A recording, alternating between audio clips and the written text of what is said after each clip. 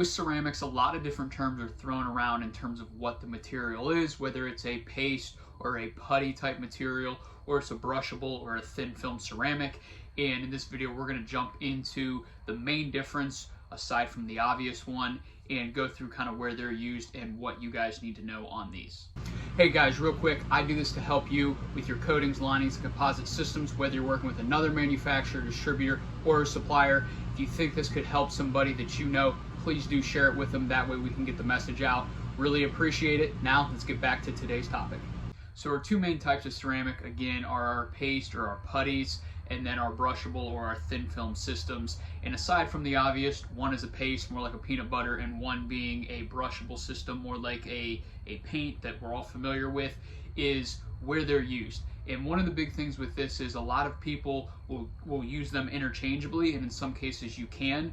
Where we like to separate those is, are we just trying to, say, resurface a particular piece of equipment, say a pump? Hey, it's not in real bad shape, but we want to prep it, recoat it, and then get it back into service. Or with our paste, has this thing seen a lot heavier corrosion or more erosion, abrasion, things of that nature, and we're starting to see a bigger mechanical difference in the pump, bigger scores, pitting, things like that where we're missing. And so when we're delineating between those two things, when we go with our thin film system, again, that's to resurface, whereas the paste grade, hey, we have pits and we need to fill those pits in before we can then coat.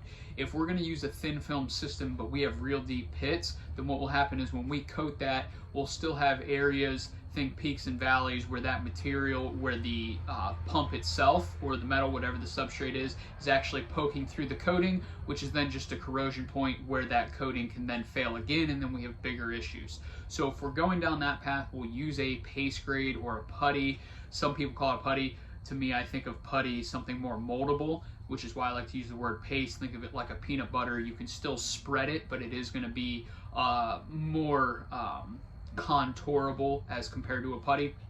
But what we'll do is we'll use that to fill in all of our pits and get back to above where the highest peaks are in that surface, whether it's from corrosion in the pitting or erosion or abrasion when we have physical scoring in there. We'll use that paste to fix that.